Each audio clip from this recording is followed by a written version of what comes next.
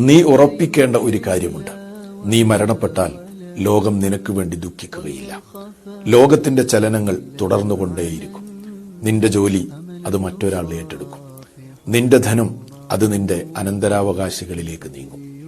നീ അറിയണം, നിനക്ക് വേണ്ടി ലോകം എത്ര നാൾ ദുഃഖിക്കും. നിന്നെ പരിചയമുള്ളവർ പറയും, പാവം, അള്ളാഹു അദ്ദേഹത്തിന് പുറത്തു കൊടുക്കട്ടെ എന്ന്. നിന്റെ കൂട്ടുകാർ നിനക്ക് വേണ്ടി എത്ര നാൾ ദുഃഖിക്കും. ഏതാനും മണിക്കൂറുകൾ, അതല്ലെങ്കിൽ ഏതാനും ആഴ്ചകൾ മാത്രം. അത് കഴിഞ്ഞാൽ അവർ അവരുടെ പഴയ ആഹ്ലാദങ്ങളിലേക്ക് മടങ്ങും. പിന്നെ നിന്റെ വീട്ടിലെ അഗാധമായ ദുഃഖമാണ്. അതെത്ര നാളുണ്ടാകും?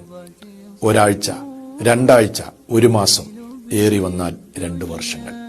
അത് കഴിഞ്ഞാൽ പിന്നെ നിന്നെക്കുറിച്ചുള്ള ഓർമ്മ അവരുടെ ഓർമ്മകളുടെ ഏടുകളിലേക്ക് മാറ്റപ്പെടുകയും അവർ അവരുടെ പഴയ സന്തോഷങ്ങളിലേക്ക് മടങ്ങുകയും ചെയ്യും.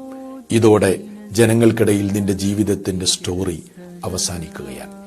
അവിടെ മുതലാണ് നിന്റെ ജീവിതത്തിന്റെ യഥാർത്ഥ കഥ ആരംഭിക്കുകയും ചെയ്യുന്നത്. നിന്റെ സൗന്ദര്യം, ആരോഗ്യം, ധനം, മക്കൾ എല്ലാം നിന്നിൽ നിന്ന് നീങ്ങിപ്പോയി.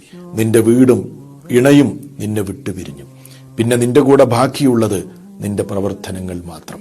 അതുകൊണ്ട് ഒരേ ഒരു ചോദ്യം നിന്റെ ഖബറിലേക്ക് വേണ്ടി: നീ എന്താണ് ഒരുക്കി വെച്ചിട്ടുള്ളത്? ചിന്ത ആവശ്യമുള്ള ഒരു ചോദ്യമാണത്.